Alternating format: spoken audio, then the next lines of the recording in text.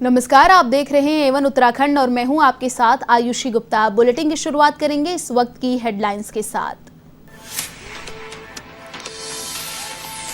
Tokyo Paralympic में हिंदुस्तान ने दिखाया दम। कृष्णा नागर ने जीता गोल्ड, डीएम सुहास ने जीता सिल्वर। तो वहीं समापन में जयपुर की बेटी अवनी होंगी भारतीय दल की ध्वजवाहक।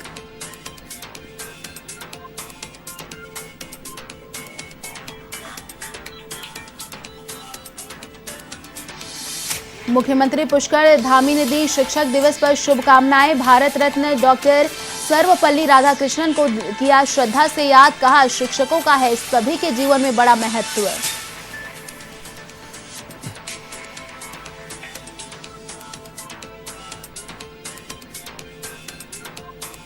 हल्द्वानी सहित कई इलाकों में कांग्रेस की परिवर्तन रैली का स्वागत। लोगों के समर्थन को देख कांग्रेस नेता उत्साहित। पूर्व सीएम हरीश रावत, नेता प्रतिपक्ष प्रीतम सिंह सहित कई नेता रहे मौजूद।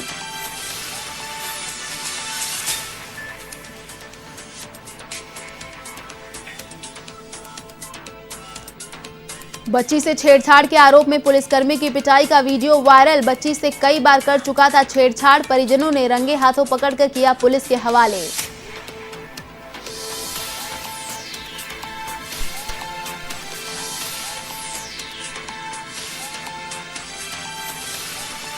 मसूरी में बरसात का कहर। प्रशासन ने कई स्थानों पर बढ़ते जलस्तर के आवागमन पर लगाई रोक, तो कई स्थानों पर दुकानें कराई खाली।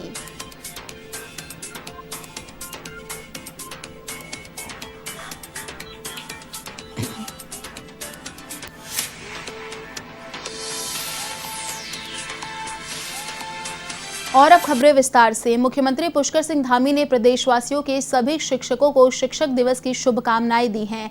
सीएम धामी ने भारत के द्वितीय राष्ट्रपति और प्रख्यात शिक्षाविद भारत रत्न डॉक्टर सर्वपल्ली राधाकृष्णन की जयंती के अवसर पर मुख्यमंत्री आवास पर उनके चित्र पर श्रद्धा सुमन अर्पित किए और उनको नमन किया।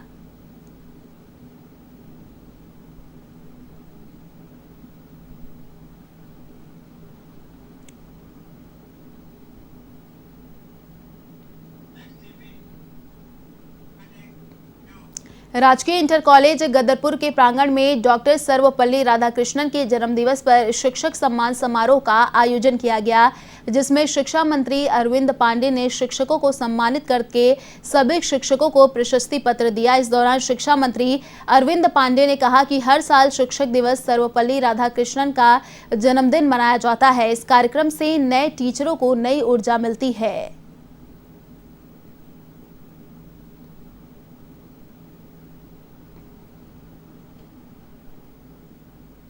सर्वपल्ली राधाकृष्णन जी के जन्म दिवस के अवसर पर यह शिक्षक दिवस मनाया जाता है और निश्चित ही यह दिवस हमारे नए शिक्षकों के लिए एक ऊर्जा का केंद्र होता है और उनके जीवनी से, उनके इतिहास से, उनके द्वारा किए गए सामाजिक और देश हित में जो काम है वह नए शिक्षकों को कहीं ना कहीं एक दिशा देते हैं। तो ऐसे शिक्षक दिवस की मैं आपके माध्यम से प्रदेश और देश के सभी शिक्षक भाई बहनों को बहुत बहुत शुभकामना देता हूं, बधाई देता हूं।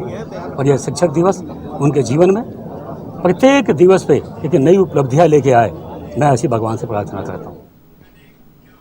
सरकार को सत्ता से उखाड़ फेंकने का संकल्प लेकर शुरू हुई कांग्रेस की परिवर्तन रैली उत्तराखंड के हल्द्वानी पहुंची, जहां कांग्रेस कार्यकर्ताओं ने रैली का जबरदस्त स्वागत किया। रैली में पूर्व सीएम हरीश रावत, नेता प्रतिपक्ष प्रीतम सिंह, कांग्रेस प्रदेश अध्यक्ष गणेश गोदियाल और प्रदेश प्रभारी देवेंद्र यादव मौजूद रहे। वहीं इस दौरान बेरोजगारी, महंगाई, बदहाल स्वास्थ्य सेवा और शिक्षा को लेकर राज्य सरकार कांग्रेस के निशाने पर रही। पूर्व सीएम हरीश रावत ने कांग्रेस कार्यकर्ताओं से आह्वान किया कि मिशन 2022 ही नहीं बल्कि लोकसभा चुनाव 2024 के लिहाज से भी तैयार रहे।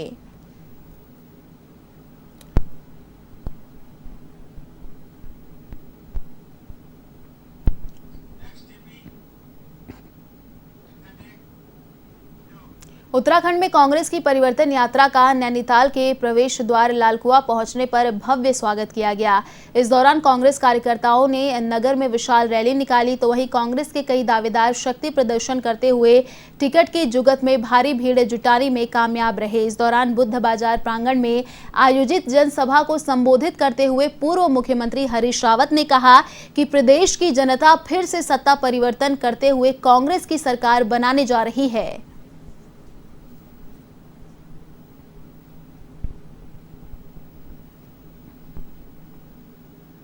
जिन्होंने 4.5 साल गुमराह किया, उनसे उत्तराखंड को भगवान बचाए और ऐसी पार्टी से देश को भी बचाए। क्या उम्मीद लगती है परिवर्तन रहता है, कितनी सफलता मिलेगी 2022 के चुनावों में? ये आज आगाज है जो जनता ने अपने हाथ में लिया है, तो जनता कभी नहीं हारती है। ये जनता की परिवर्तन यात्रा है, जनता परिवर्तन ला रही है। अब कांग्रेस का नारा नहीं, उत्तराखंड की जनता जनार्दन का नारा हो गया है और जनता 2022 में सत्ता में परिवर्तन ला करके ही इसकी पूर्ण आहुति करेगी परिवर्तन की, और वहाँ से हम उत्तराखंड के भाग्य परिवर्तन के काम को आगे बढ़ाएंगे।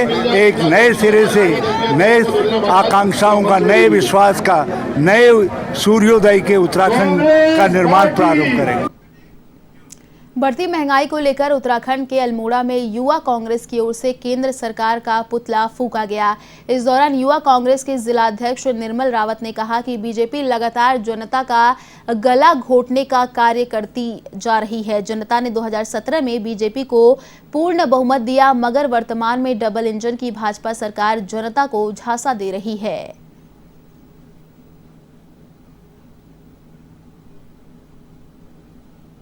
आज रसोई गैस सिलेंडर की कीमत आसमान छू गई है। हमारे परिवारों के पास इतना पैसा नहीं है कि वो इतना महंगा सिलेंडर भराकर अपने घर का पालन पोषण कर सकें। हमारे पेट्रोल की कीमत इतनी बढ़ा दी गई है, हमारे लोगों के पास आज खाने के लिए पैसा नहीं है, उनके पास अपनी आजीविका नहीं है। देश में बेरोजगारी बढ़ती जा रही है, उसके बावजूद मोदी सरकार और भाजपा की सरकार आम जनता को कोई राहत देने के मूड में नहीं है। हमारी जनता से मांग है, हमारी जनता से निवेदन है कि सरकार को सबक सिखाने का समय आ गया है। 2022 के चुनाव में उत्तराखंड की जनता ये बीजेपी की महंगाई, बेरोजगारी के खिलाफ आवाज उठाएगी और इनको सत्ता से बाहर कर हमारी कांग्रेस पार्टी को सत्ता में लाएगी। और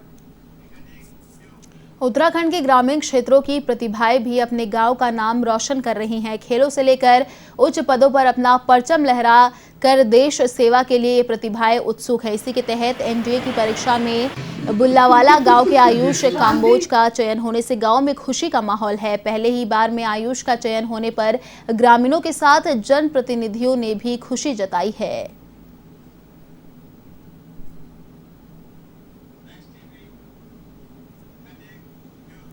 उत्तराखंड के अल्मोड़ा स्थित गोविंद वल्लभ पंत राष्ट्रीय शोध केंद्र को बड़ी उपलब्धि मिली है। दरअसल विलुप्त हो रही उच्च हिमालय क्षेत्र की दुर्लभ औषधियों और जड़ी बूटियों को ढूंढना अब आसान होने वाला है, जिसके लिए एक डिजिटल लाइब्रेरी बनाई गई है। साथ ही एक ऐप भी बनाया गया है। प्रभारी निदेशक किरीट कुमार ने बताया कि उच्च हिमालयी क्षेत्रों में पाए जाने वाले औषधीय पौधों की खोज के लिए विशेष प्रयास किए जा रहे हैं।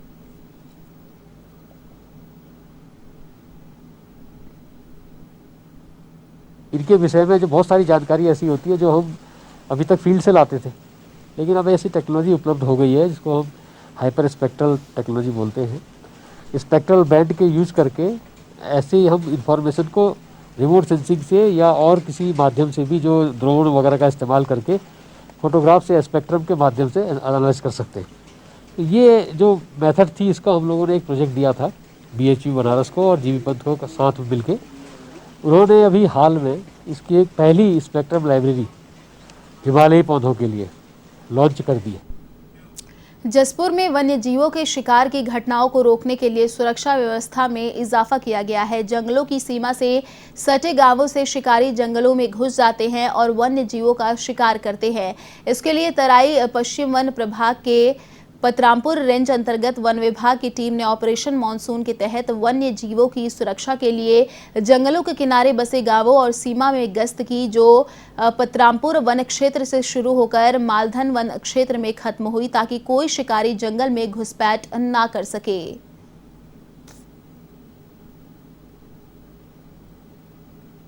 इस टाइम पर अवैध पातन की, अवैध शिकार की गतिविधियां बढ़ जाती हैं।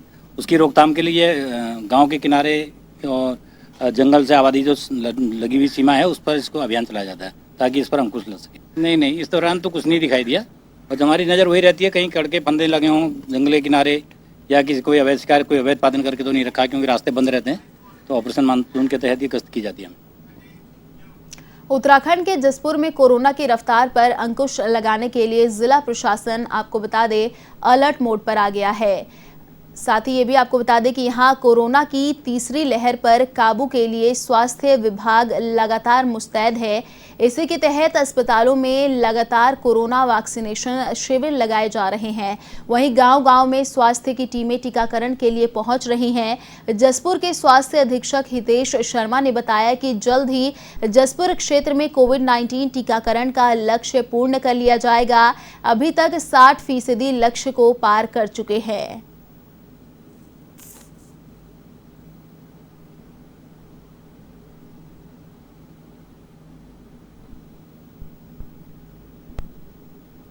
कोविड की तीसरी लहर के दृष्टिगत हमारी जो पूरी टीम है स्वास्थ्य विभाग की पूरी तरह सतर्क है। हमारे यहाँ रोजाना वैक्सीनेशन किया जा रहा है। इतवार को लेके और छुट्टी के दिन भी यहाँ पे वैक्सीनेशन चल रहा है। अभी तक हम लगभग 80% के आसपास वैक्सीनेशन कर चुके हैं। अभी 20% के आसपास है। लग रहा है हम 2-3 दिन में अपना टारगेट पूर्ण कर लेंगे। लक्सर को अवैध खनन का गढ़ माना जाता है। लक्सर के कई हिस्सों में अवैध खनन लगातार होता रहता है, जिस पर लक्सर प्रशासन शिकंजा कसने की कोशिश कर रहा है। इसी क्रम में लक्सर तहसीलदार ने अवैध खनन पर बड़ी कार्रवाई करते हुए 4 ट्रैक्टर और 2 डंपर जब्त किए हैं। इस कार्रवाई से खनन माफियाओं में हड़कंप मचा हुआ है।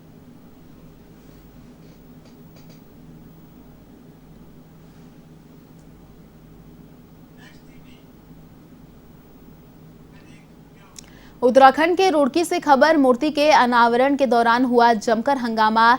छत्रपति शिवाजी महाराज की मूर्ति के अनावरण कार्यक्रम में हंगामा हुआ। गन्ना मंत्री स्वामी यतीश्वरानंद और जिलाध्यक्ष जयपाल सिंह चौहान मौके पर मौजूद रहे। विधायक देशराज कर्णवाल के समर्थक सतीश शर्मा ने जमकर हंगामा किया। शिलापट्टी पर विधायक कर्णवाल का नाम लिखकर मिटाने को लेकर बवाल हुआ। मेयर गौरव गोयल के साथ धक्का मुक्की भी हुई। पुलिस के बीच बचाव कर मामला शांत करवाया गया।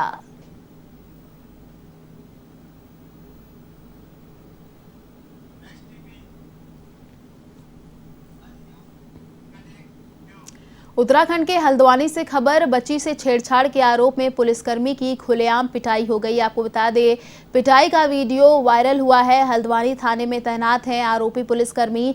बच्ची के साथ पिछले कई दिनों से छेड़छाड़ कर रहा था। बिठौरिया में लोगों ने पुलिसकर्मी की जमकर पिटाई की। बच्ची की शिकायत के बाद परिजनों ने रंगे हाथ पकड़ा। पिटाई से घायल पुलिसकर्मी का अस्पताल में इलाज चल रहा है। एसएसपी नैनीताल ने घटना को बेहद गंभीर बताया।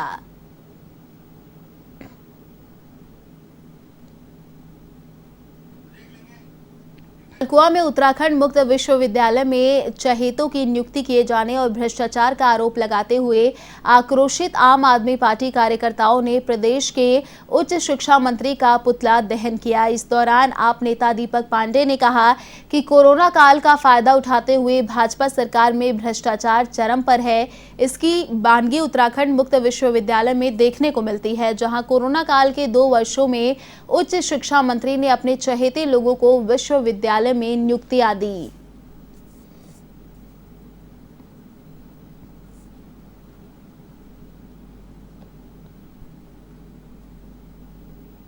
ऐसे समय पे इन्होंने इस कोरोना काल में इन 2 सालों के बीच में इन्होंने एक रणनीति तैयार करी किस तरह से अपने लोगों को, जो आप हमारा हल्द्वानी का ओपन यूनिवर्सिटी, किस तरह से अपने लोगों को इन्होंने उसमें जगह दे रखी है। इसके विरोध में हमने यहाँ पे पुतला दहन कर रखा है। इतनी बड़ी हमारी शैक्षिक संस्था है, इन्होंने आज इसको पूरा घोटाले का पूरा एक नए अड्डा बना दिया है। पूरा सिस्टम इन्होंने पूरा भ्रष्टाचार में लिप्त कर दिया है। जो हमारे युवा बच्चे हैं यहाँ के या जो हमारे रोजगार पाने वाले साथी लोग हैं, आज उनका बीजेपी सरकार से मन उठ चुका है। बिल्कुल न ये रोजगार देने में समर्थ हैं और जिनको दे रहे हैं वो केवल इनके अपने लोग हैं।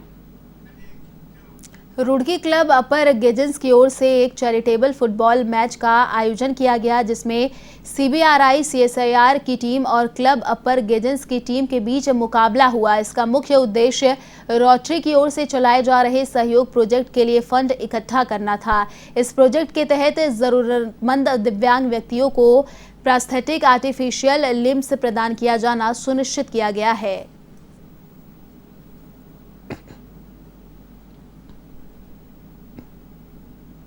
ये रोटरी क्लब रुड़की गैंजेस जो है वो इसी साल 14 जुलाई को इस्टेब्लिश हुआ था यहाँ रुड़की में, और उसी के तहत विभिन्न प्रोजेक्ट्स किए जा रहे हैं। उसी प्रोजेक्ट्स के तहत आज सहयोग प्रोजेक्ट के तहत आज ये कार्यक्रम का आयोजन किया जा रहा है, जिसमें एक चैरिटेबल फुटबॉल मैच का भी आयोजन किया जा रहा है, जो CSIR और CBRI की टीम के साथ फुटबॉल मैच खेला जा रहा है रुड़की क्लब का।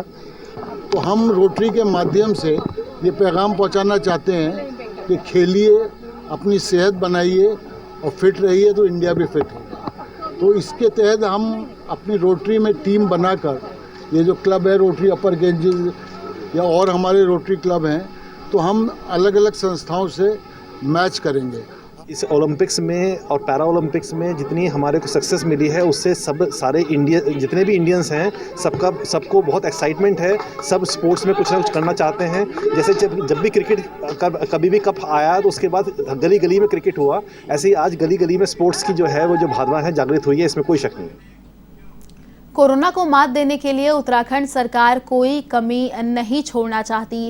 वैक्सीनेशन के लिए सरकार द्वारा लगातार लोगों को जागरूक किया जा रहा है और जगह जगह वैक्सीनेशन कैंप चलाए जा रहे हैं। इसी को लेकर मंगलौर में वैक्सीनेशन के प्रति जोश दिख रहा है। मदरसे में वैक्सीनेशन कैंप का आयोजन किया गया, जिसमें मुस्लिम महिलाओं ने कोविड टीके लगवाए।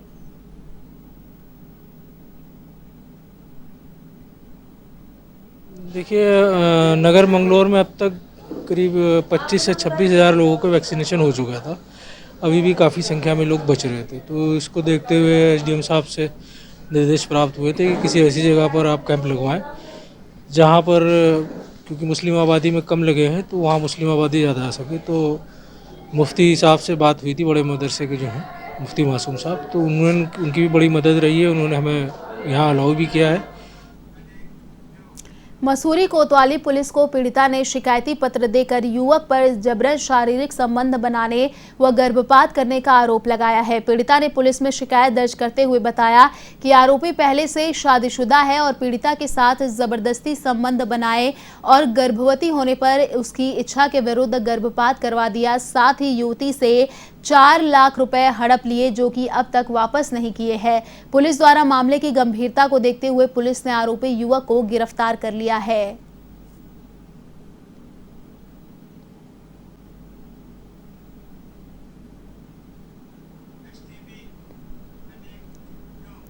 लक्सर की सड़कों पर सैनी समाज के सैकड़ों युवाओं ने रैली निकाली। उन्होंने मांग की है कि सरकार तत्काल मुकदमे वापस ले। उन्होंने साफ शब्दों में चेतावनी दी कि अगर सरकार सैनी समाज पर हुए मुकदमे वापस नहीं लेती है तो आने वाले 2022 में बीजेपी को इसका बड़ा खामियाजा भुगतना होगा। इस कार्यक्रम में पहुंचे उत्तर प्रदेश के पूर्व राज्य मंत्री साहब सिंह सैनी ने कहा कि सैनी समाज हरिद्वार में जाति विशेष की आधार पर दूसरे नंबर पर है, जो आंख बंद कर हमेशा बीजेपी के साथ रहा है। लेकिन समाज के कार्यक्रम पर बैठे युवाओं के ऊपर उत्तराखंड सरकार ने जो नियम कानून लागू कर मुकदमे दर्ज किए हैं वह पूरी तरह गलत है।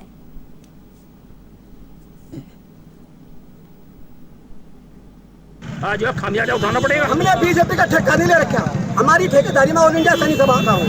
मेरी ठेकेदारी है मेरे समाज का मान सम्मान और प्रतिष्ठा।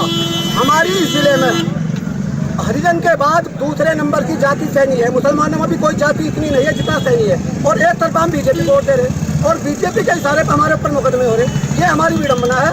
बीजेपी सुना या कांग्रेस सुना या बसपा सुना, जो ठीक से सुनेंगे तो सुनाएंगे, जो नहीं सुनेंगे उसको दूसरे तरीके से सुनाएंगे। ये मेरा सामाजिक कार्यक्रम करने का काम किया था, जिससे भाजपा के लोग बौखला गए और बौखलाहट में उन्होंने सैनी समाज के नवयुवकों पर मुकदमा कायम करने का काम किया।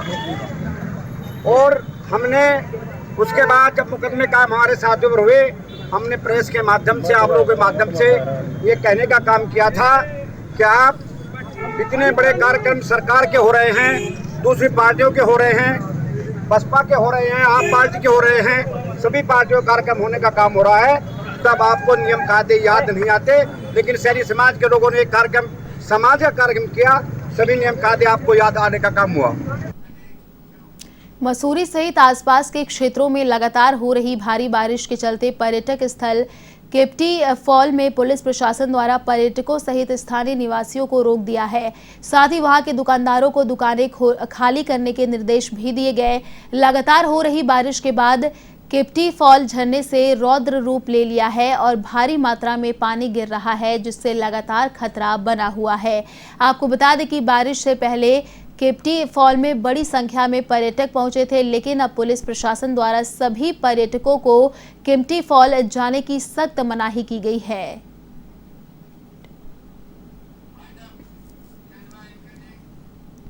फिलहाल इस बुलेटिन में इतना ही। देश और दुनिया की तमाम बड़ी खबरों के लिए देखते रहिए A1 TV। नमस्कार।